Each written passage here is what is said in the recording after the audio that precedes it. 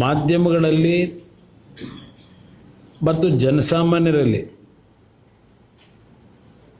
ಅತ್ಯಂತ ಹೆಚ್ಚಿನ ಚರ್ಚೆಗೆ ಗ್ರಾಸವಾಗಿರ್ತಕ್ಕಂಥದ್ದು ಬಿಡದಿಯ ಒಂದು ಗ್ರೇಟರ್ ಬೆಂಗಳೂರಿನ ಟೌನ್ಶಿಪ್ನ ಜಾರಿಗೆ ತರ್ತಕ್ಕಂಥದ್ದಕ್ಕೆ ಇವತ್ತಿನ ಸರ್ಕಾರದಲ್ಲಿ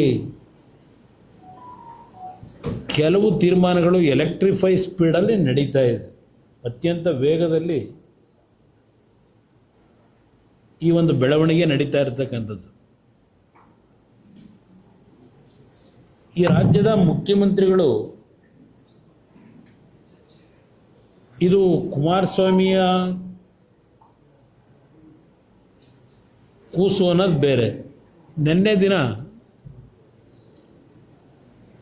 ಈ ಗ್ರೇಟರ್ ಬೆಂಗಳೂರಿನ ಅಥಾರಿಟಿ ಏನಿದೆ ಇದರ ಪಿತಾಮಹ ಅಂತಕ್ಕಂಥದ್ದು ಅವರ ಹೇಳಿಕೆಯಲ್ಲಿರ್ತಕ್ಕಂಥದ್ದು, ಈಸ್ ದ ಮೇನ್ ಆರ್ಕಿಟೆಕ್ಚರ್ ಅಂತ ಹೇಳ್ಕೊಂಡಿದ್ದಾರೆ. ಹೇಳ್ತಾರೆ ಅವರು, HDK architect of Bidadi township says DKS ready to release documents ಅಂತ ನಾನು ಹೇಳಿದ್ದೇನೆ ಅಂತಲೂ ಬರೆದಿದ್ದಾರೆ. ಇಲ್ಲಿ ಜಮೀನು ಹೇಗೆ ಒದಗಿಸಬೇಕು ಅಂತ ಹೇಳಿ ಅಂತಕ್ಕಂಥದ್ದು ಹೇಳ್ತಾರೆ. ನನ್ನನ್ನೇನೋ ಪಿತಾಮಹ ಅಂತ ಹೇಳ್ತಾರೆ. ಈ ಪ್ರಾಜೆಕ್ಟ್ನ ವಿಷಯದಲ್ಲಿ ಈಗಾಗಲೇ ಒಂದು ಸುದೀರ್ಘವಾಗಿ ಯಾವ್ಯಾವ ಹಂತದಲ್ಲಿ ಏನೇನು ಆಗಿದೆ ಅಂತಕ್ಕಂಥದ್ದನ್ನು ಮಾಧ್ಯಮದ ಸ್ನೇಹಿತರಿಗೆ ಕಾಪಿಗಳನ್ನು ರಿಲೀಸ್ ಮಾಡಿದ್ದಾರೆ.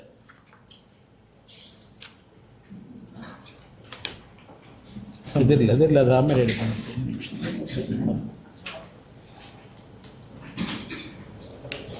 ಯಾಕೆಂದರೆ ಕೆಲವು ಪತ್ರಿಕೆಗಳಲ್ಲಿ ಕಾಪಿಗಳು ರಿಲೀಸ್ ಆಗಿದೆ.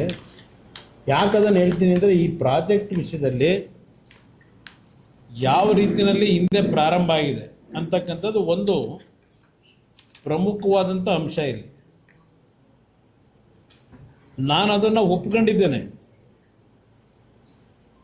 ಈ ಒಂದು ಕಾರ್ಯಕ್ರಮ ಇದಕ್ಕೆ ಚಾಲನೆ ಕೊಟ್ಟವನು ನಾನೇ ಅಂತಕ್ಕಂಥದ್ದನ್ನು ಹೇಳಿದ್ದೇನೆ. 5 ಟೌನ್ಶಿಪ್ಗಳನ್ನು ಪ್ರಾರಂಭ ಮಾಡ್ತಕ್ಕಂಥ ನಿಟ್ಟಿನಲ್ಲಿ ತೀರ್ಮಾನ ಪ್ರಾರಂಭಿಕ ಹಂತದಲ್ಲಿ ಮಾಡಿದ್ದು ನಾನೇ ಅಂತಕ್ಕಂಥದ್ದು ಭಾಳ ಸ್ಪಷ್ಟವಾಗಿ ಹೇಳಿದ್ದೇನೆ.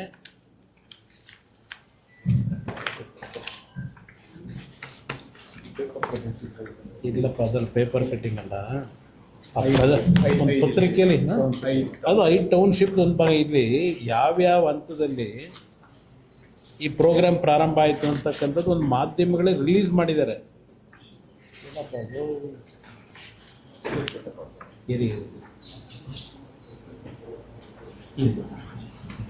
ಇಟ್ಗಳಿದೆ ಇಲ್ಲಿ ಬ್ರದರ್. ಗ್ರೇಟರ್ ಬೆಂಗಳೂರು ಅಭಿವೃದ್ಧಿ ಪ್ರಾಧಿಕಾರದಿಂದ ಉದ್ದೇಶಿತ ಸಮಗ್ರ ಉಪನಗರ ಅಭಿವೃದ್ಧಿ ಯೋಜನೆಯ ಬಗ್ಗೆ ಕಾಲಾನುಕ್ರಮದ ವಿವರ ಅಂತೇಳಿ ಮಾಧ್ಯಮಗಳಿಗೆ ಅವರೇ ಮುಖ್ಯಮಂತ್ರಿಗಳ ಕಚೇರಿಯಿಂದ ಯಾವ್ಯಾವ ಡೇಟಲ್ಲಿ ಯಾವ್ಯಾವ ತಿಂಗಳಲ್ಲಿ ಯಾರು ಮುಖ್ಯಮಂತ್ರಿಗಳಿದ್ರೋ ಈ ಒಂದು ಪ್ರೋಸೆಸ್ ಯಾವ ರೀತಿ ಆಗಿದೆ ಅಂತಕ್ಕಂಥದ್ದು ಮುಖ್ಯಮಂತ್ರಿಗಳು ಕೆಲವು ಪತ್ರಿಕೆಗಳಿಗೆ ಮಾಹಿತಿ ಕೊಟ್ಟಿದ್ದಾರೆ. ಇಲ್ಲ, ಮುಖ್ಯಮಂತ್ರಿ ಕಚೇರಿಯಿಂದ ಕೊಟ್ಟಿದ್ದಾರೆ. ನಿಮಗೆ 23/9/2006 ಮಾನ್ಯ ಮುಖ್ಯಮಂತ್ರಿಗಳ ಅಧ್ಯಕ್ಷತೆಯಲ್ಲಿ, ನಾನೇ ಮುಖ್ಯಮಂತ್ರಿ ಅವತ್ತು, ಬೆಂಗಳೂರು ಮಹಾನಗರ ಪ್ರದೇಶದಲ್ಲಿ ಹೊಸ ಇಂಟಿಗ್ರೇಟೆಡ್ ಟೌನ್ಶಿಪ್ಗೆ ತೀರ್ಮಾನ ಏನು ಮಾಡಿದೆ. ನಂದಗುಡಿ ಹೋಬಳಿ, ಕಸಬಾ ಹೋಬಳಿ ರಾಮನಗರ, ಬಿಡದಿ ಹೋಬಳಿ ರಾಮನಗರ, ಸೋಲೂರು ಹೋಬಳಿ ಮಾಗಡಿ, ಸಾದ್ನೂರು ಹೋಬಳಿ ಕನಕಪುರ. ಇದು 23/9/2006 ಮುಖ್ಯಮಂತ್ರಿಗಳ ಅವಧಿ ಕುಮಾರಸ್ವಾಮಿ ಇದ್ದಿದ್ದು ಅಂತಕ್ಕಂಥದ್ದು ಹೇಳಿದ್ದಾರೆ. ಮೊದಲನೇ ಪ್ರಾರಂಭ ಆದದ್ದು 18/10/2006 ಸರ್ಕಾರದ ಅಧಿಸೂಚನೆ ಈ 5 ಸಮಗ್ರ ಉಪನಗರ ಯೋಜನೆಯನ್ನು ಕೈಗೊಳ್ಳಲು ಅಧಿಸೂಚಿಸಲಾಗಿದೆ. 28/11/2006 ಸಮಗ್ರ ಉಪನಗರ ಯೋಜನೆಗೆ ಸಂಬಂಧಿಸಿದಂತೆ ಪ್ರಧಾನ ಕಾರ್ಯದರ್ಶಿಗಳು ನಗರಾಭಿವೃದ್ಧಿ ಇಲಾಖೆಯವರ ಅಧ್ಯಕ್ಷತೆಯಲ್ಲಿ ಡಾಕ್ಯುಮೆಂಟೇಶನ್ ಕಮಿಟಿ ರಚಿಸಿ ಆದೇಶಿಸಲಾಗಿದೆ. ಕಾಪಿ ಕೊಡ್ತೀನಿ ನಿಮ್ಗಳಿಗೆ, ಮತ್ತೇನಾದ್ರು ನಿಮ್ಮ ತಿಳಿದೇ ಇದ್ರೆ. ದೆನ್ 29/11/2006 ಉದ್ದೇಶಿತ ಟೌನ್ಶಿಪ್ ಯೋಜನೆಗಾಗಿ ಘೋಷಿಸಲ್ಪಟ್ಟ ಗ್ರಾಮಗಳಲ್ಲಿ ಯಾವುದೇ ಪ್ರಾಧಿಕಾರವಾಗಲಿ ಅಥವಾ ವ್ಯಕ್ತಿಯಾಗಲಿ ಬೆಂಗಳೂರು ಮಹಾನಗರ ಪಾಲಿಕೆ ಪ್ರದೇಶಾಭಿವೃದ್ಧಿ ಪ್ರಾಧಿಕಾರದ ವತಿಯಿಂದ ಪೂರ್ವಾನುಮತಿ ಪಡೆಯದೆ ಯಾವುದೇ ರೀತಿಯ ಅಭಿವೃದ್ಧಿಗೆ ಅನುಮತಿಸತಕ್ಕದ್ದಲ್ಲ, ಕೈಗೊಳ್ಳತಕ್ಕದ್ದಲ್ಲ ಅಂತಕ್ಕಂಥ ಹೇಳೋದು ಒಂದು ಆದೇಶ ಹೊರಟಿದೆ. 28/6/2006 ಉಪನಗರವನ್ನು ಅಭಿವೃದ್ಧಿಸಲು ಅಧಿಕೃತ ಪಾಲುದಾರರನ್ನು ಗುರುತಿಸಲು ಜಾಗತಿಕ ಟೆಂಡರ್ಗಳನ್ನು ಕರೆಯಲಾಯಿತು. 11/6/2007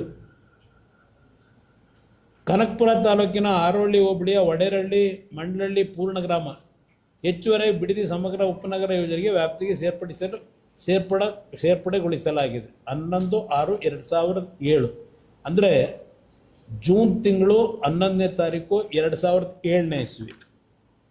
ಇದು ನನ್ನ ಅವಧಿಯ ಸಂದರ್ಭದಲ್ಲಿ ತೆಗೆದುಕೊಂಡಂಥ ಡೇಟ್ ವೈಸು, ಮಂತ್ಲಿ ವೈಸು ಅವರೇ ಕೊಟ್ಟಿದ್ದಾರೆ. ಈ ಕಾಪಿನೂ ನಿಮಗೆ ಕೊಡ್ತೀನಿ. ಇದಾದ ನಂತರ ಜುಲೈ ತಿಂಗಳಿನಲ್ಲಿ ಇದೇ 2007 ವಿಧಾನಸಭೆಯ ಕಲಾಪದಲ್ಲಿ ಸುದೀರ್ಘವಾಗಿ ಮಲ್ಲಿಕಾರ್ಜುನ್ ಖರ್ಗೆ ಅವರು, ಧರ್ಮಸಿಂಗ್ ಅವರು, ಅವತ್ತಿನ ವಿರೋಧ ಪಕ್ಷದ ನಾಯಕರು, ಸಿದ್ದರಾಮಯ್ಯನವರು, ಶಿವಕುಮಾರ್ ಅವರು, ಅದೇ ರೀತಿಯಲ್ಲಿ ಶ್ರೀರಾಮ್ ರೆಡ್ಡಿ ಅವರು, ಮಾಧುಸ್ವಾಮಿ ಅವರು, ಹೀಗೆ ಹಲವಾರು ಮುಖಂಡರುಗಳು ಸುದೀರ್ಘವಾಗಿ ಇದೇ ವಿಷಯನ ಚರ್ಚೆ ಮಾಡಿದ್ದಾರೆ. ಇದ್ರ ಜೊತೆಗೆ ಕೇಂದ್ರ ಸರ್ಕಾರ 2005ರಲ್ಲಿ SEZ ಯೋಜನೆಗೆ ಒಂದು ಆ್ಯಕ್ಟನ್ನು ಜಾರಿಗೆ ತರ್ತಾರೆ. ಎಲ್ಲ ರಾಜ್ಯದ ಚೀಫ್ ಸೆಕ್ರೆಟರಿಗಳಿಗೆ ಪತ್ರನೂ ಬರೀತಾರೆ. ಅವರ ಗಮನಕ್ಕೆ SEZ ಯಾವ ರೀತಿ ಇರಬೇಕು, ಅದರ ರೂಪುರೇಷೆಗಳೇನು. 60 ದಿವಸಗಳಲ್ಲಿ ಇಡೀ ದೇಶದಲ್ಲಿ ಹಲವಾರು ಭಾಗದಲ್ಲಿ ಈ SEZನ ಯೋಜನೆ ಅಡಿನಲ್ಲಿ ಭೂಮಿಗಳನ್ನು ಅಕ್ವೈರ್ ಮಾಡಬೇಕು. ಅದರ ಮುಖಾಂತರ ವಿದೇಶಗಳಿಗೆ ರಫ್ತು ಮಾಡತಕ್ಕಂಥ ಕಾರ್ಖಾನೆಗಳನ್ನು ಉತ್ತೇಜನ ಕೊಡಲಿಕ್ಕೆ, ಫಾರಿನ್ ಎಕ್ಸ್ಚೇಂಜ್ನ ದೊಡ್ಡ ಮಟ್ಟದಲ್ಲಿ ಆರ್ಥಿಕ ಶಕ್ತಿಯನ್ನು ತುಂಬಿಸ್ಕೊಳ್ಳಲಿಕ್ಕೆ ಹಲವಾರು ರೀತಿಯ ಗೈಡ್ಲೈನ್ಸ್ ಕೊಟ್ಟು ಮಾಡಿದ್ದಾರೆ. ಅದೆಲ್ಲ ಸುದೀರ್ಘವಾಗಿ ನಿಮ್ಗೆ ಹೇಳಲಿಕ್ಕೆ ಹೋಗೋದಿಲ್ಲ, ಅದೆಲ್ಲ ಒಂದು ಭಾಗ. ಅದರ ಹಿನ್ನೆಲೆಯಲ್ಲಿ ವಿಧಾನಸಭೆಯಲ್ಲಿ ರೂಲ್ 69ನಲ್ಲಿ ಜುಲೈ 31 ವಿಧಾನಸಭೆ ಕಲಾಪದಲ್ಲಿ ಚರ್ಚೆಗಳಾಗ್ತದೆ.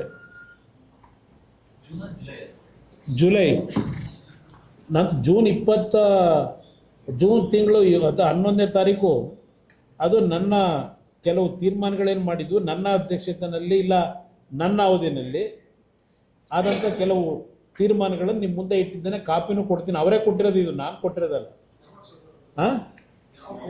ಏನು ಹೇಳಿ, 2006ರಿಂದ ನಮ್ಮ ಸರ್ಕಾರ ಮಾಡಿದ್ದು 2006. 2006ರಲ್ಲಿ ಜೂನ್ 11, 2007 ಇದು ನಾನು ಹೇಳ್ತಾ ಇದ್ದು ಕೊನೆ ಅಂಥದ್ದು. ಅದು ನಾನು ಮಾಡಿರ್ತಕ್ಕಂಥ ನಿರ್ಧಾರ ಅಲ್ಲಿಗೆ ಸ್ಟಾಪ್ ಆಗುತ್ತೆ. ಇಲ್ಲಿ 2005ರಲ್ಲಿ SEZದು ಇಡೀ ದೇಶದಲ್ಲಿ ಆಗಬೇಕು ಅಂತೇಳಿ ಕೇಂದ್ರದಲ್ಲಿ ಅವತ್ತು UPA ಸರ್ಕಾರ ಅವರು ಡೈರೆಕ್ಷನ್ ಕೊಡ್ತಾರೆ ಇಡೀ ದೇಶದ ಎಲ್ಲ ರಾಜ್ಯದ ಮುಖ್ಯ ಕಾರ್ಯದರ್ಶಿಗಳಿಗೆ. ಅದರ ಆಧಾರದಲ್ಲಿ ಹಲವಾರು ಭಾಗದಲ್ಲಿ SEZ ಝೋನ್ನ ಮಾಡ್ತಕ್ಕಂಥ ಸಂದರ್ಭದಲ್ಲಿ ನಮ್ಮ ಸರ್ಕಾರ ಅಧಿಕಾರಕ್ಕೆ ಬಂದಾಗ 1,16,000 ಎಕರೆ ಭೂಮಿನ ಬೆಂಗಳೂರು ಸುತ್ತಮುತ್ತ ಅಕ್ವೈರ್ ಮಾಡ್ತಕ್ಕಂಥದ್ದಕ್ಕೆ ತೀರ್ಮಾನ ತೆಗೆದುಕೊಂಡಿದ್ದಾರೆ. ನೋಟಿಫಿಕೇಶನ್ ಮಾಡಬೇಕು, ಅಕ್ವೈರ್ ಮಾಡಬೇಕು ಅಂತ ಹೇಳಿ ಸಿದ್ದರಾಮಯ್ಯನವ್ರ ಭಾಷಣ. ಕೈಗಾರಿಕಾ ಉದ್ದೇಶಕ್ಕಾಗಿ 5 ಉಪ ನಗರಗಳ ಸ್ಥಾಪನೆ ಅಂದರೆ ಈ ಟೌನ್ಶಿಪ್ಪು ಮತ್ತು SEZ ಹೆಸರಿನಲ್ಲಿ ಸರ್ಕಾರದ ನೀತಿಯನ್ನು ಸ್ಪಷ್ಟಪಡಿಸದೆ ಭಾರತ ಸರ್ಕಾರದ ಒಪ್ಪಿಗೆಯನ್ನು ಪಡೆದಿದ್ದೇವೆ ಎಂದು ವಾಸ್ತವವಾಗಿ ರಾಜ್ಯದ ರೈತ ವರ್ಗಕ್ಕೆ ಮಾರಕವಾಗುವ ಬಗ್ಗೆ ಇದು ಹೇಳಿರೋದು. ಕೇಂದ್ರ ಸರ್ಕಾರದ SEZ ಇಲ್ಲಿದಲ್ಲ, ಅವರು ಮಾಡಿರೋದು. ಈ 69ರ ಅಡಿನಲ್ಲಿ ಪ್ರಾರಂಭ ಆಗ್ತದೆ. ಇಲ್ಲಿ ಅವರು ಭಾಷಣ ಏನು ಮಾಡ್ತಾರೆ ಎಲ್ಲ ಕಡೆ,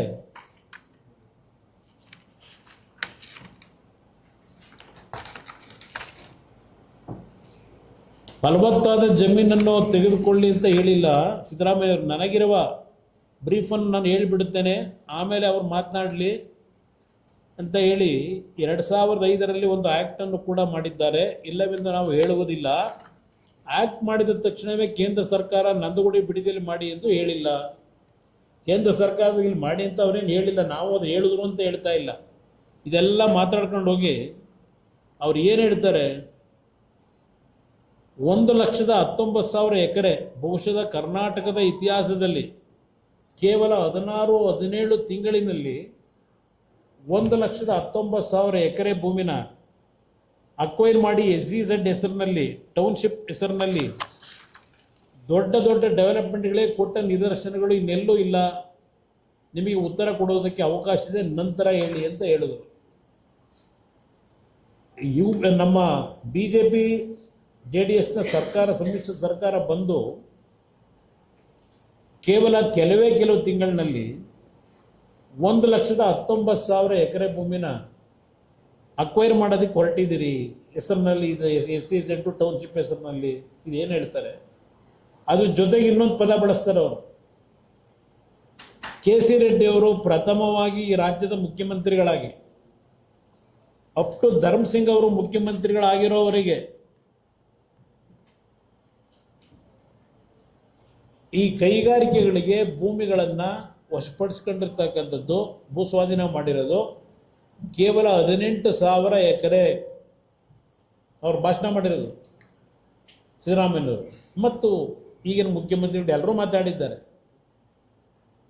ಕೇವಲ 18,000 ಎಕರೆ KC ರೆಡ್ಡಿ ಕಾಲದಿಂದ ಧರ್ಮಸಿಂಗ್ ಕಾಲದವರೆಗೆ. ನೀವು ಅಧಿಕಾರಿಗೆ ಬಂದು ಕೇವಲ 5-6 ತಿಂಗಳಲ್ಲಿ 1,19,000 ಎಕರೆ ನೀವು ಅಕ್ವೈರ್ ಮಾಡಕ್ಕೆ ಹೊರಟಿದ್ದೀರಿ ಅಂತ ನಮ್ಮ ಮೇಲೆ ಚಾರ್ಜು. ಆಮೇಲೆ ಅದೇನೋ ಸುಳ್ಳು ಪಳ್ಳು ಏನೇನೋ ಹೇಳ್ಕೊಂಡವ್ರು ಇವ್ರು ಹೇಳ್ತಾರೆ, ಅವ್ರು ಹೇಳ್ತಾರೆ, ಎಲ್ಲ ಆಗಿದೆ.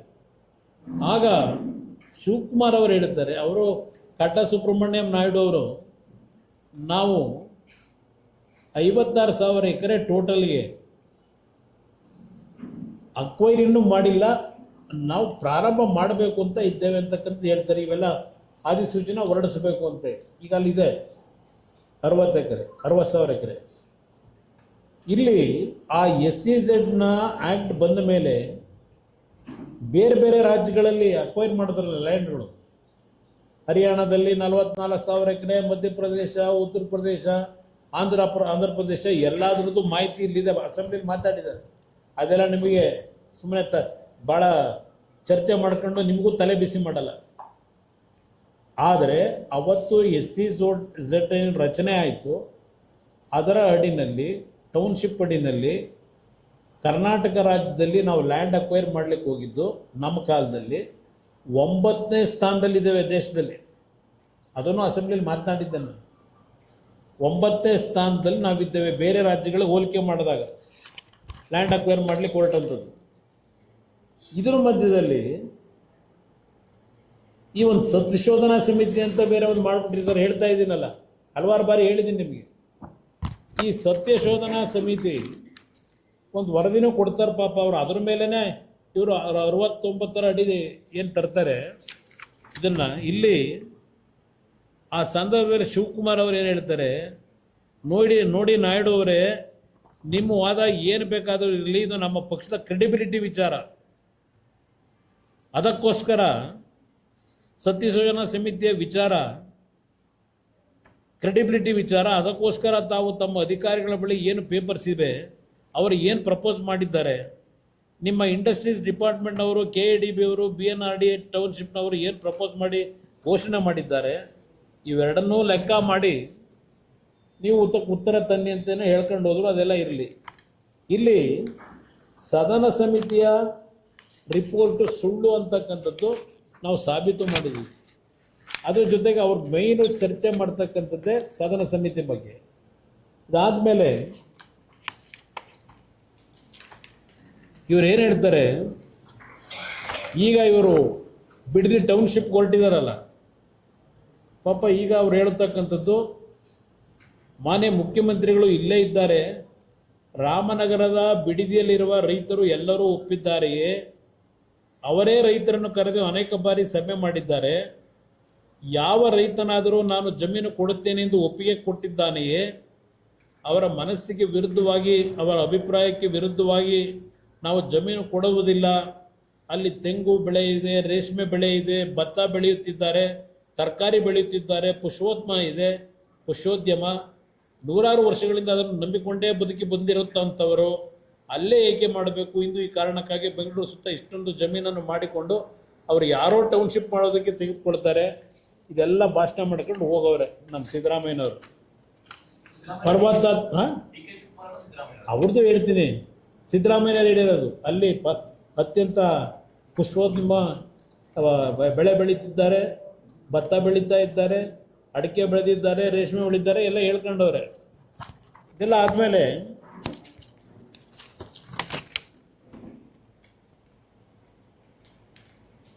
ಏನು ಹೇಳ್ತಾರೆ,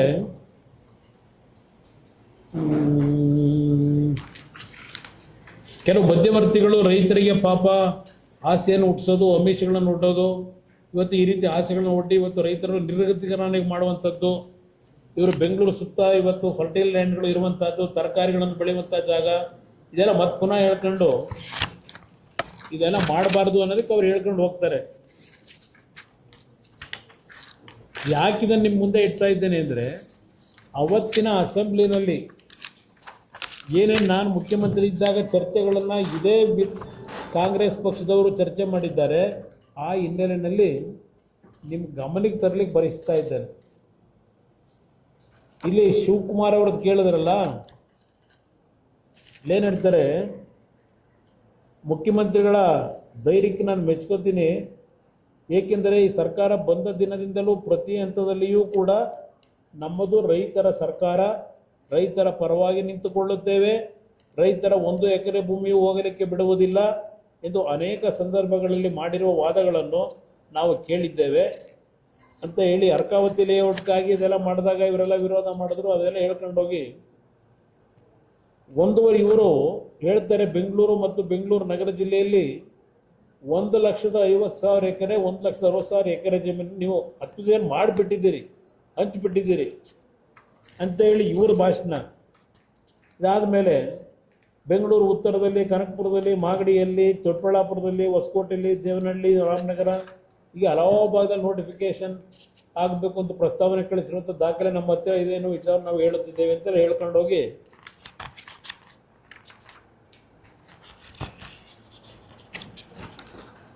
ಇಲ್ಲಿ ಅವರು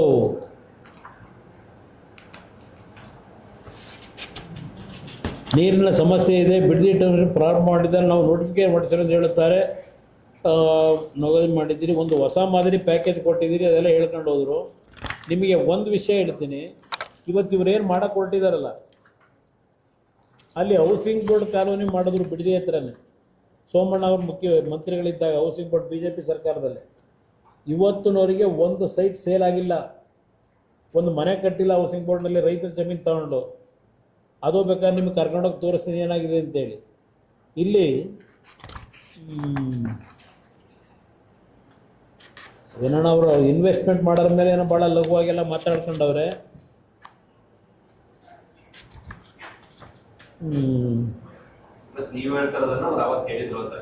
ಇದೆಲ್ಲ ಹೇಳ್ತಾ ಇರೋದು, ಅದನ್ನೇ ನಾನು ಹೇಳ್ತಾ ಇರೋದು. ಇಲ್ಲಿ ಏನು ಮಾತಾಡಿದ್ದಾರೆ ಅನ್ನೋದಕ್ಕೆ,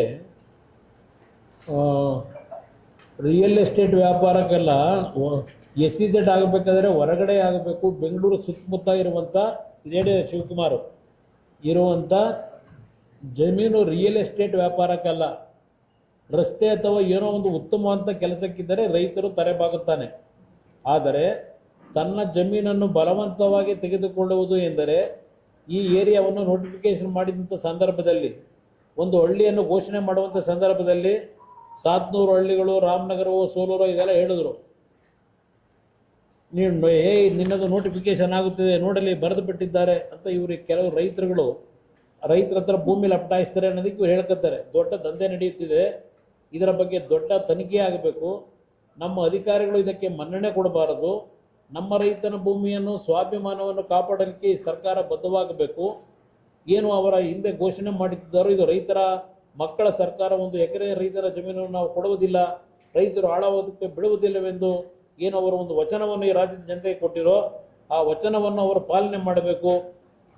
ಇದೆಲ್ಲ ಅವರ ಭಾಷಣ. ಇಲ್ಲಿ ಫಲವತ್ತಾದ ಭೂಮಿ ಅಂತೆಲ್ಲ ಅವರೇ ಹೇಳ್ಕೊಂಡು ಹೋಗ್ತಾರೆ. ತಾವು ವಚನಬದ್ಧರಾಗಿದ್ದೀರಿ, ಈ ರಾಜ್ಯದಲ್ಲಿ ರೈತನನ್ನು ಉಳಿಸುತ್ತೇನೆಂದು ತಾವು ಪ್ರಮಾಣ ವಚನ ಸ್ವೀಕಾರ ಮಾಡಿದ್ದೀರಿ. ಪ್ರತಿ ಹಂತದಲ್ಲೂ ಈ ರೈತನನ್ನು ಬದುಕಿಸುತ್ತೇನೆಂದು ಹೇಳಿದ್ದೀರಿ. ರೈತರೇ ನನ್ನ ಉಸಿರು ಎಂದು ಹೇಳಿದ್ದೀರಿ. ಇದೆಲ್ಲ ಭಾಷಣದಲ್ಲಿ ಹೇಳ್ಕೊಂಡು ಹೋದ್ರು ನನ್ನ ಬಗ್ಗೆ. ಇವತ್ತು ಇದು ಮಾಡ್ತಾ ಇರೋ ತಪ್ಪು ಅಂತ ಹೇಳಿ ಇದು ಯಾತಕ್ಕೆ ನಿಮ್ಮ ಮುಂದಿಟ್ಟೆ? ಇಲ್ಲಿ ನನ್ನ ಮೇಲೆ ಅಪಾದನೆ ಮಾಡ್ತಾ ಇದ್ದಾರಲ್ಲ, ಕುಮಾರಸ್ವಾಮಿ ಪಿತಾಮಹ ಇದಕ್ಕೆ ಅಂತ ಹೇಳಿ. ಇಲ್ಲಿ ನಿಮಗೆ ಒಂದು ಮಾತು ಹೇಳ್ತೀನಿ, ಇದು ಹೇಳದ್ನಲ್ಲ 2007 ಜುಲೈ 29, 30, 31 ನಡೆದಿರೋ ಚರ್ಚೆ ವಿಧಾನಸಭೆ ಕಲಾಪದಲ್ಲಿ. ಇದಕ್ಕೆ ನಾನೇನು ಉತ್ತರ ಕೊಟ್ಟಿದ್ದೀನಿ?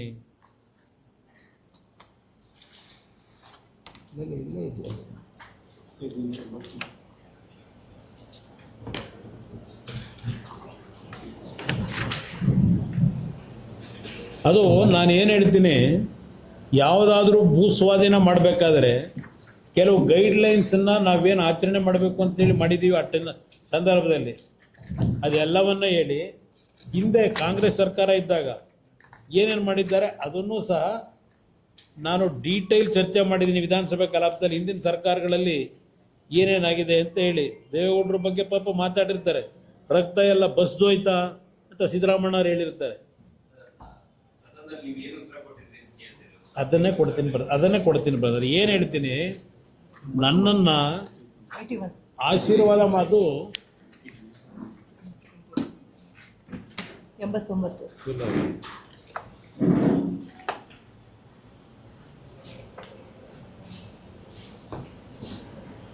ಅದು ನಾನು ಅಸೆಂಬ್ಲಿಲಿ ಏನು ಹೇಳಿದ್ದೀನಿ ಅಂತ ಹೇಳ್ಬಿಡ್ತೀನಿ ಬ್ರದರ್. ಮೇಜರ್ ಪಾಯಿಂಟ್ಸ್ ಹೇಳ್ತೀನಿ ಬ್ರದರ್. ನಾವು ಮಣ್ಣಿನ ಮಕ್ಕಳು ಎಂದು ಹೆಸರು ಹೇಳಿಕೊಂಡು, ರೈತರ ಹೆಸರು ಹೇಳಿಕೊಂಡು ಇಲ್ಲಿ ಅಧಿಕಾರಕ್ಕೆ ಬಂದು ಕುಳಿತಿದ್ದೇವೆ. ರೈತರನ್ನು ಮರೆಯುವ ಕೆಲಸಕ್ಕೆ ಹೋಗಿಲ್ಲ. ಅದನ್ನು ಸದನದ ಸದಸ್ಯರ ಗಮನಕ್ಕೆ ತರಲು ಬಯಸುತ್ತಿದ್ದೇನೆ.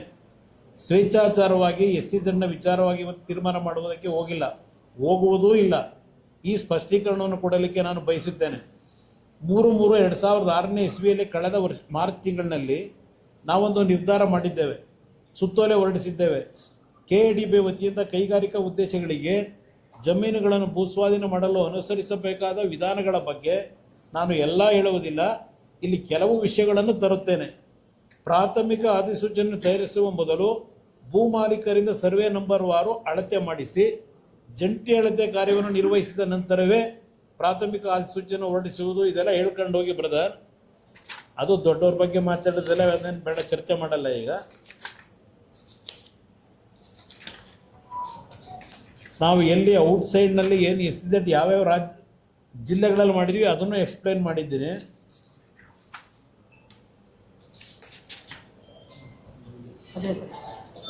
ಇಲ್ಲಿ BMRDಯಿಂದ ರಾಮನಗರ ತಾಲೂಕು ಬಿಡಿದಲ್ಲಿ ನಾನು ಈ ಪ್ರಾಜೆಕ್ಟ್ ಬರಬೇಕೆಂದು ಹೇಳಿ ನಮ್ಮ ಅಧಿಕಾರಿಗಳು ಚಿಂತನೆಯನ್ನು ನಡೆಸಿದ್ದಾರೆ.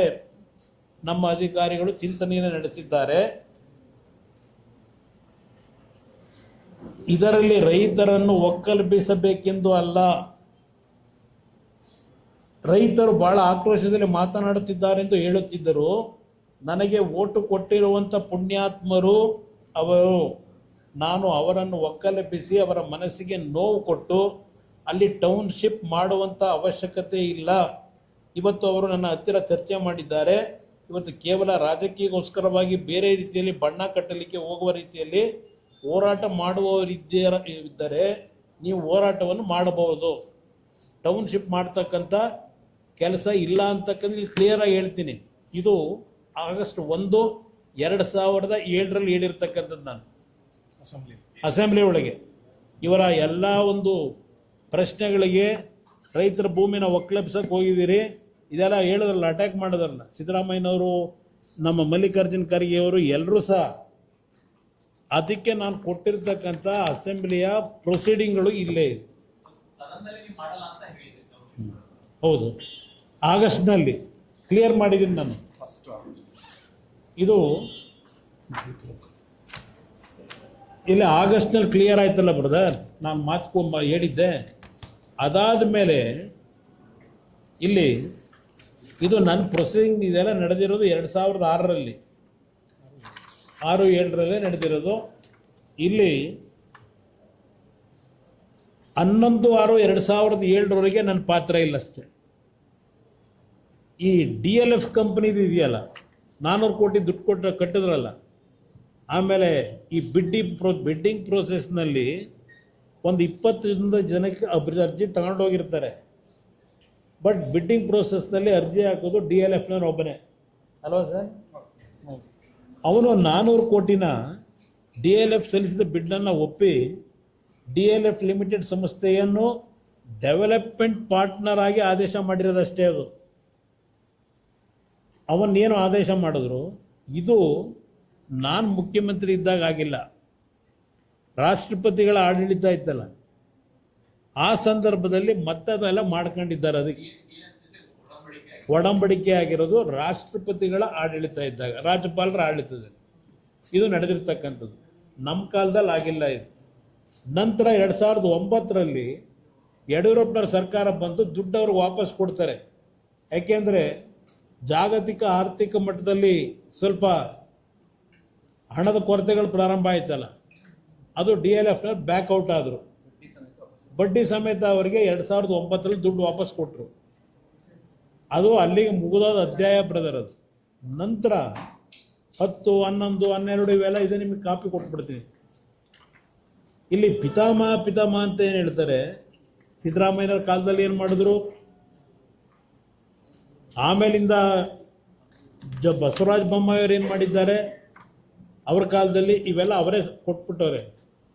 ನಾನು ಈ ಪ್ರೋಗ್ರಾಮ್ ಮಾಡೋದಾದರೆ ಇದನ್ನು ಕಂಟಿನ್ಯೂ ಮಾಡಬೇಕು ಅನ್ನೋದು ನನಗೆ ಉದ್ದೇಶವೇ ಇದ್ದಿದ್ರೆ, ಇವರು ಏನೇನು ಮಾಡಿದ್ದಾರಲ್ಲ 2018ವರೆಗೆ, 18ಕ್ಕೆ ನಾನು ಮುಖ್ಯಮಂತ್ರಿ ಆದೆ, ವಾರ್ ಫೂಟಲ್ಲಿ ಮಾಡಿ ಅವತ್ತು ನಾನು ತೀರ್ಮಾನ ಮಾಡಿವೆ, ನೋಟಿಫಿಕೇಶನ್ ಮಾಡಿದೆ.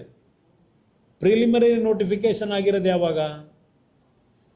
ಪ್ರಿಲಿಮಿನರಿ ನೋಟಿಫಿಕೇಶನ್ನು 2025 ಮಾರ್ಚ್ ತಿಂಗಳಿನಲ್ಲಿ.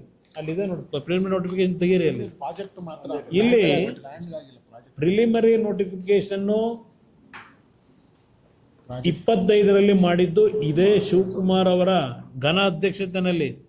ಅಲ್ಲಿವರೆಗೆ ಯಾವುದೇ ರೀತಿಯ ರೈತರ ಭೂಮಿಯನ್ನು ಪಡೆಯತಕ್ಕಂಥ ಪ್ರಿಲಿಮಿನರಿ ನೋಟಿಫಿಕೇಶನ್ ಆಗಿಲ್ಲ. 2025ನೇ ಇಸ್ವಿವರೆಗೆ 20 ವರ್ಷದಿಂದ ನಡೀತಾ ಇದೆ ಇದು ಬಿಡದಿ ಟೌನ್ಶಿಪ್ಪು. 12/3/2025ಕ್ಕೆ ಪ್ರಿಲಿಮಿನರಿ ನೋಟಿಫಿಕೇಶನ್ ಮಾಡಿರ್ತಕ್ಕಂಥದ್ದು. ಫೈನಲ್ ಈಗ 2026 10/6/2026 ಈಗ ಫೈನಲ್ ನೋಟಿಫಿಕೇಶನ್ ಮಾಡಿದ್ದಾರೆ. ಇಲ್ಲಿ ಅದೆಂಥದ್ದು ರೆಡ್ ಝೋನು ಅಂತಾರಲ್ಲ, ಈಗ ಇಲ್ಲೆಲ್ಲ ಇಟ್ಟಿದ್ದೀನಲ್ಲಪ್ಪ. ರೆಡ್ ಝೋನ್ ಅಂದ್ರೆ ಅರ್ಥ ಏನು? ಕುಮಾರಸ್ವಾಮಿ ರೆಡ್ ಝೋನ್ ಯಾಕೆ ಕೈ ಬಿಡಲಿಲ್ಲ ಇದು ಹೇಳ್ತಾರೆ. ಇಲ್ಲಿ ಪ್ರಶ್ನೆ 2006ನೇ ಇಸ್ವಿ ಯಾವೊಂದು ಮಾಸ್ಟರ್ ಪ್ಲ್ಯಾನ್ನ ನಾವು ಮಾಡಬೇಕು ಬೆಂಗಳೂರಿನ ಸುತ್ತಮುತ್ತದಲ್ಲಿ, CDP ಪ್ಲ್ಯಾನು ನಾನು ಮುಖ್ಯಮಂತ್ರಿ ಆಗೋವರೆಗೆ ಹಿಂದೆ ಇದ್ದಂಥ ಸರ್ಕಾರಗಳು ಅದನ್ನು ಪ್ರತಿ 15 ವರ್ಷಕ್ಕೊಂದ್ಸಲ ಏನು ಮಾಡಬೇಕಾಗಿತ್ತು, ಮಾಡಿರಲಿಲ್ಲ. ಬಹುಶಃ ದೇವೇಗೌಡರ ಕಾಲದಲ್ಲಿ CDP ಪ್ಲ್ಯಾನ್ ಅಪ್ರೂವ್ ಆಗಿತ್ತು.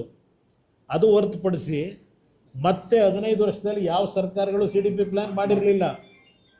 ನಂತರ ನಾನು ಬಂದ ಮೇಲೆ CDP ಪ್ಲ್ಯಾನ್ಗೆ ಅಪ್ರೂವಲ್ ಕೊಟ್ಟೆ. ಏಕೆಂದರೆ ಪ್ರತಿ 15 ವರ್ಷಕ್ಕೆ ಒಂದು ಬಾರಿ ಬೆಂಗಳೂರಿನ ಸುತ್ತಮುತ್ತ ಡೆವಲಪ್ಮೆಂಟ್ ಯಾವ ರೀತಿ ಇರಬೇಕು ಅಂತಕ್ಕಂಥ ಒಂದು CDP ಪ್ಲ್ಯಾನ್ ರೆಡಿ ಮಾಡ್ತಾರೆ. ಆ CDP ಪ್ಲ್ಯಾನ್ ಏನು ರೆಡಿ ಮಾಡಿದ್ರು ಅದರ ಆಧಾರದ ಮೇಲೆ ಕೆಲವು ಭಾಗ ಗ್ರೀನ್ ಝೋನು, ರೆಡ್ ಝೋನು, ಯಾವುದು ಕೆಲವೆಲ್ಲ ಅದು ಆ ಒಂದು ಗೈಡ್ಲೈನ್ಸಲ್ಲಿ ಬರ್ತಕ್ಕಂಥದ್ದು.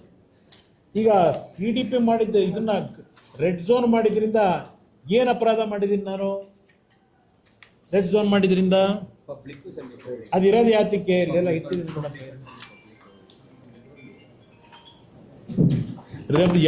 ಒಂದು 100 ಬಾರಿ ಹೇಳಿದ್ರು ಇದರೊಳಗೆ ರೆಡ್ ಝೋನ್ ಯಾಕೆ ತೆಗಿಲಿಲ್ಲ ಕುಮಾರಸ್ವಾಮಿ? ನನ್ನೇನೋ ಹೇಳೋರೆ. ಅಯ್ಯೋ ನಾನೇನಾದ್ರೂ ತೆಗೆದುಬಿಟ್ರೆ ನಾನು ಡಿನೋಟಿಫಿಕೇಶನ್ ಮಾಡಿ ನಾನು ಜೈಲಿಗೆ ಹೋಗಲ್ಲ. ಡಿನೋಟಿಫಿಕೇಶನ್ ಮಾಡೋದಿದೆಯಲ್ಲ ಬ್ರದರ್, ಅದು ಯಾವಾಗ ಹೋಗ್ತಾರೆ ಡಿನೋಟಿಫಿಕೇಶನ್? ಅದಕ್ಕೆ ಸಿದ್ದರಾಮಯ್ಯನವರು ಈಗ ರೀಡು ಮಾಡಿ 500 ಎಕರೆ ಅರ್ಕಾವತಿ ಲೇಔಟಲ್ಲಿ ಡಿನೋಟಿಫಿಕೇಶನ್ ಮಾಡಿದ್ರಲ್ಲ, ಏನು ಜೈಲು ಹೋದ್ರ? ಕಳಿಸಿದ್ದೀರಾ? ಯಾವಾಗ ಇದು ಹೋಗೋದು ಡಿನೋಟಿಫಿಕೇಶನ್ ವಿಷಯದಲ್ಲಿ? ಯಾರಾದರೂ ಅರ್ಬನ್ ಡೆವಲಪ್ಮೆಂಟ್ ಮಿನಿಸ್ಟರ್ ಆಗಿ ಯಾರೋ ಸತ್ತಿರ್ತಕ್ಕಂಥ ಪ್ರಾಪರ್ಟಿನ ಅಧಿಕಾರ ದುರುಪಯೋಗ ಪಡಿಸ್ಕೊಂಡು ಸತ್ತಿರೋ ವ್ಯಕ್ತಿದು ಹೆಬ್ಬೆಟ್ನ ತೋರಿಸ್ಕೊಂಡು ಡಿನೋಟಿಫಿಕೇಶನ್ ಮಾಡಿಸ್ಕೊತಾರಲ್ಲ, ಅವರು ಜೈಲಿಗೆ ಹೋಗ್ತಾರೆ. ಬಹುಶಃ ಅದು ಭಯ ಆಗಿರ್ಬೇಕು ಅವರಿಗೆ, ಅದಕ್ಕೆ ಭಯ ಪಡಿಬೇಕು. ಇಲ್ಲಿ ರೈತರ ಭೂಮಿ ಡಿನೋಟಿಫಿಕೇಶನ್ ಮಾಡೋಕ್ಕೆ ಇಲ್ಲಿದೆ, ಇಲ್ಲಿ ಡಿನೋಟಿಫಿಕೇಶನ್ ಮಾಡಿ ಯಾವ ಥರ ಹೋಗ್ಬೋದು ಅಂತೇಳಿ ಉಳ್ಕೊಳ್ಳೋದಕ್ಕೆ ಪಾಪ ವ್ಯಕ್ತಿ ಏನೇನು ಮಾಡಿದ್ರು ಆ ಡಿನೋಟಿಫಿಕೇಶನ್ ಮಾಡಿಸ್ಕೊಂಡ್ರೆ ಅದು ಗೊತ್ತು ನನಗೆ. ಇಲ್ಲಿ ಸಾರ್ವಜನಿಕವಾಗಿ ರೈತರನ್ನ ಉಳಿಸೋದಕ್ಕೆ ಡಿನೋಟಿಫಿಕೇಶನ್ ಮಾಡಿದ್ರೆ ಯಾರು ಜೈಲಿಗೆ ಕಳಿಸಲ್ಲ. ಈ ರೆಡ್ ಝೋನ್ ಇದೆಯಲ್ಲ, ಈ ರೆಡ್ ಝೋನ್ ಯಾತಕ್ಕೆ, ಅದರ ಉಪಯೋಗಗಳೇನು ಅಂತಕ್ಕಂಥದ್ದು ಇಲ್ಲಿದೆ. ಯಾತಕ್ಕೆ ಪದೇ ಪದೇ ರೆಡ್ ಝೋನ್ ಹೇಳ್ತೀರಿ? ಈ ರೆಡ್ ಝೋನ್ನ ಅನಾಹುತಗಳು ಏನಿದೆ ಹೇಳಿ, ಅನುಕೂಲಗಳು ಅನಾಹುತಗಳು. ಪದೇ ಪದೇ ಆ ಪದ ಬಳಸ್ತಿರಲ್ಲ. ಇಲ್ಲಿ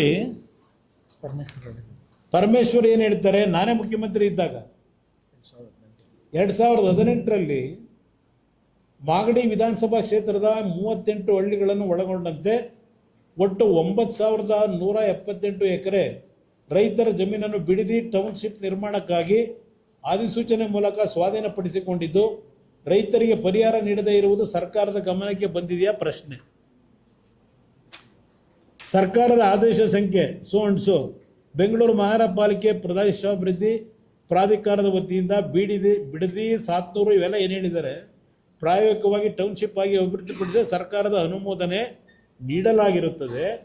ಸದರಿ ಆದೇಶಗಳ ರೀತಿಯ ರಾಮನಗರ ತಾಲೂಕು ಬಿಡದಿ ಹೋಬಳಿಯ 9 ಗ್ರಾಮಗಳು ಈ ಒಂದು ವ್ಯಾಪ್ತಿಯಲ್ಲಿದ್ದು ಈ ಜಮೀನುಗಳ ಭೂಸ್ವಾಧೀನ ಕುರಿತು ಇಲ್ಲಿಯವರೆಗೆ ಯಾವುದೇ ಅಧಿಸೂಚನೆಗಳಾಗಿರುವುದಿಲ್ಲ ಮತ್ತು ಭೂಸ್ವಾಧೀನ ಪಡಿಸಿಕೊಂಡಿರುವುದಿಲ್ಲ.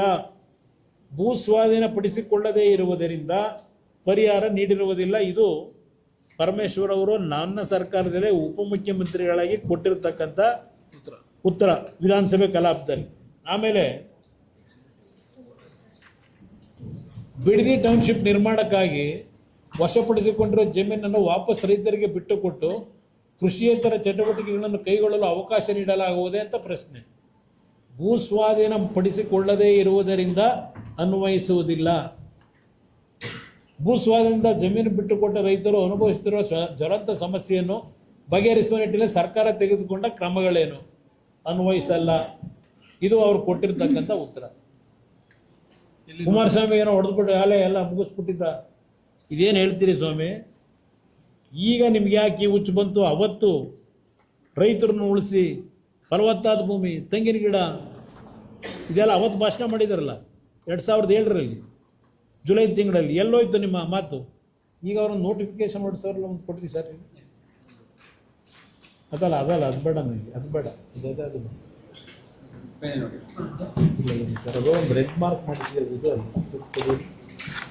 ಇಲ್ಲಿ ಅವ್ರು ಏನು ಹೇಳ್ತಾರೆ, ಇದೆಂತದವ್ರು ಪಾಪ ಅಯ್ಯೋ ತರಲಿಲ್ಲ ಇನ್ನೊಂದು ಅವರು ಈಗೇನು ಹೊರಡಿಸೋರಲ್ಲ ಕ್ಯಾಬಿನೆಟ್ ನೋಟು ಇಲ್ಲಿ ಹೇಳ್ತಾರೆ ಈ decision of the authority has been accepted by A majority of the land owners. ಈ ಕ್ಯಾಬಿನೆಟ್ ಮುಂದೆ ತಂದಿರೋದು ಅಲ್ಲಿದೆ ನೋಡಿ, ಇಲ್ಲಿ 4,500 ಇವೆಲ್ಲ ಅಬ್ಜೆಕ್ಷನ್ ರೈಸ್ ಮಾಡಿದ್ರು ರೈತರುಗಳು, ನಾವು ಭೂಮಿ ಕೊಡಲ್ಲ ಅಂತ ಹೇಳಿ. 4,500 ಅರ್ಜಿ ಇದೆ, ಒಬ್ಬ ರೈತನಿಗೆ ಉತ್ತರ ಕೊಟ್ಟಿಲ್ಲ ಇವರು.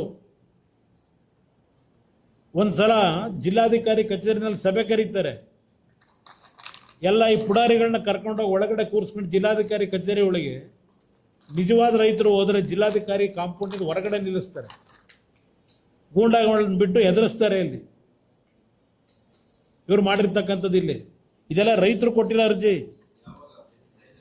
ಇದು ಯಾವಾಗ ಪ್ರಿಲಿಮಿನರಿ ನೋಟಿಫಿಕೇಶನ್ ಮಾಡಬೇಕು ಅಂತ ಹೊರಟ್ರಲ್ಲ 2025 6 ನವೆಂಬರ್ 25 ಕೊಟ್ಟಿರೋದು ಅರ್ಜಿ. ಅಬ್ಜೆಕ್ಷನ್ ಇಲ್ಲಿ ಅಬ್ಜೆಕ್ಷನ್ ಕೊಟ್ಟಿರೋದು ಜಿಲ್ಲಾಧಿಕಾರಿಗಳ ಕಚೇರಿಗೆ 6/11/2025 ಕೊಟ್ಟವರೆಲ್ಲ ಹಲವಾರು ಜನ. ಇದಕ್ಕೆ ಒಬ್ಬ ರೈತನಿಗೆ ಉತ್ತರ ಕೊಟ್ಟಿಲ್ಲ ಇವರು. ಇದನ್ನೆಲ್ಲ ತಗೊಂಡೋಗಿ ಇಟ್ಕೊಂಡ್ಬಿಟ್ರಲ್ಲೇ. ಇದು ಈ ಸರ್ಕಾರ ಅದೆಂಥದ್ದು ಎಂತ ನೆನ್ನೆ ಏನೋ ಹೇಳೋರಿಲ್ಲ, ಪ್ರಜಾಸೇವೆ ಇದು ಮಾಡ್ತಾರಂತಲ್ಲ ಕ್ಯಾಬಿನೆಟ್. ಇದೆಯಾ ಪ್ರಜಾಸೇವೆ ಮಾಡೋದು? ಇದೆಯಾ ಪ್ರಜಾಸೇವೆ? ಇಲ್ಲಿ ಏನು ಹೇಳಿದ್ರು, majority of the land owners ಒಪ್ಕೊಂಡ್ರು ಅಂತ ಹೇಳ್ತಾರೆ. Among the privately owned lands notified for acquisition, the land owners have expressed their willingness to receive compensation in cash for 50% ಅಂತೆ of the land and developed sites for the remaining 50% ಅಂತೆ. ಹೇಳ್ಕೊಂಡವ್ರೆ 50% land value ಕೊಡೋದು, 50% site ಕೊಡೋದು ಇವರಿಗೆ. ಆಮೇಲೆ ರಚನೆ ಆದಮೇಲೆ ಇವತ್ತಿಲ್ಲಿ 30 ವರ್ಷದ್ದು ನಡೀತಾ ಇದೆಯಲ್ಲ ನೈಸ್ ಕಂಪನಿದು, 4,000 ಜನ ಅವತ್ತೇನು ಜಮೀನು ರೈತರು ತಗೊಂಡ್ರು. 1996ರಿಂದ ಶುರು ಮಾಡಿದಾರಲ್ಲ, ಇವತ್ತಾಲೆ 30 ವರ್ಷ ಆಗೋಗಿದೆ. ಅದರ ಪೀರಿಯಡೇ ಮುಗಿದೋಗಿದೆ. ಮುಖ್ಯಮಂತ್ರಿಯಿಂದ ಹಿಡಿದು ಎಲ್ಲರಿಗೂ ಪತ್ರ ಬರೆದಿದ್ದಾರೆ. ಆ ನೈಸ್ ಕಂಪನಿಯವರು ಸೈಟ್ ಕೊಡ್ತೀವಿ ಅಂತೇಳಿ ಇನ್ನೂ ಕೊಟ್ಟಿಲ್ಲ, ಕೊಡಿ ಅಂತ ಹೇಳಿ 30 ವರ್ಷ ಇದೇ ನೈಸ್ ಕಂಪನಿನಲ್ಲಿ 4,000 ಜನ ಅರ್ಜಿ ಇನ್ನೂ ಅವ್ರ ಸೈಟ್ ಕೊಟ್ಟಿಲ್ಲ. ಅವರಿಗೆ ಲ್ಯಾಂಡ್ ಲೂಸರ್ಸ್ ಏನಿದ್ದಾರೆ ಅವ್ರು ಜಮೀನು ಕೊಟ್ಟರಲ್ಲ ಆ ಪ್ರಾಜೆಕ್ಟ್ಗೆ ಸೈಟ್ ಕೊಡ್ತಕ್ಕಂಥ ಅಗ್ರಿಮೆಂಟ್ ಆಗಿ ಇವತ್ತಿನವರೆಗೆ 30 ವರ್ಷ ಆದರೂ ಸೈಟ್ ಕೊಟ್ಟಿಲ್ಲ. ನಿಮ್ಮನ್ನು ಯಾವ ಗ್ಯಾರಂಟಿ ಮೇಲೆ ನಂಬ್ತೀರಿ? ಈಗ ಇದು ಮಾಡಿದ್ದು ನೀವೇ. ಅವತ್ತು BMICPA ಅಂತಕ್ಕಂಥ ಪ್ರಾಧಿಕಾರ ಮಾಡಿ ಬೆಂಗಳೂರಿನಿಂದ ಶ್ರೀರಂಗಪಟ್ಟಣದವರೆಗೆ ಇವರೇ ಚೇರ್ಮನ್ರು. ಇದೇ ಮಹಾನ್ ಭಾವ, ನಾನಲ್ಲ, ಪಿತಾಮಹ. ಆ ನೈಸ್ ಕಂಪನಿ ಪಿತಾಮಹ ಅವರಿಗೆ ಸೈಟ್ ಕೊಡಲಿಲ್ಲ. ಈಗ ಹೊಸಕೆರೆ ಇಳೆ ಥರ ಬತ್ತಾವರ ಬೃಹತ್ ಕಟ್ಟಡ, ಅದು ಯಾವುದೋ ಹೆಸರಿನಲ್ಲಿ ಶೋಭಾ ಹೆಸರಿನಲ್ಲಿ ಡಿನೋಟಿಫಿಕೇಶನ್ ಮಾಡಿಸ್ಕೊಂಡು ಇದೇ ನೈಸ್ ಕಂಪ್ನಿ ಕೆಣಿ ಹತ್ರ NOC ತಗೊಂಡಿದ್ದೀರಲ್ಲಪ್ಪ. ಯಾರ ಹೆಸರಿಗೆ ತಗೊಂಡ್ರಿ? ಯಾರು ಕೊಟ್ಟವರು? ಡಿನೋಟಿಫಿಕೇಶನ್ ಮಾಡಿಸ್ಕೊಂಡ್ರಲ್ಲ. ಯಾಕೆ ನಿಮ್ಮನ್ನು ಜೈಲಿಗೆ ಕಳಿಸ್ತಿಲ್ಲ ಯಾರು? ಇನ್ನೂ ಕಟ್ತಾ ಇದ್ದೀರಲ್ಲ, ಮಾಡಿ ಮೇಲೆ ಕಟ್ತಾ ಇದ್ದೀರಲ್ಲ. ಇವತ್ತು ಈ ರೈತರಲ್ಲಿ ಹೇಳ್ತಾ ಇದ್ದೀರಿ 50% ಕಾಂಪನ್ಸೇಷನ್ನು, 50% ಲ್ಯಾಂಡ್ ಕೊಡ್ತೀರಾ. ಎಷ್ಟು ವರ್ಷ ಆದಮೇಲೆ ಕೊಡ್ತೀರಾ ರೈತನಿಗೆ? ಅವನ ಜಮೀನು ತಗೊಂಡು ಅವನ ಜಮೀನ ಇಲ್ಲೆಲ್ಲ ಹಡ ಇಟ್ಟು ಅದ್ಯಾವುದೋ ಹುಡ್ಕೋ ಬ್ಯಾಂಕಲ್ಲಿ 12,000 ಕೋಟಿ ಸಾಲ ತಗೊಂಡು, ಇದು ನೈಸ್ ಕಂಪ್ನಿನೇ. ಇನ್ನೊಂದು ನೈಸ್ ಪ್ರಜಾಸೇವೆ ಕಂಪ್ನಿ ಇದು ಮಾಡಕ್ಕೆ ಹೊರಟಿರೋದು. ಪದೇ ನಮ್ಮನ್ನು ಕೆಣಕೊಂಡು ಈ ರೀತಿ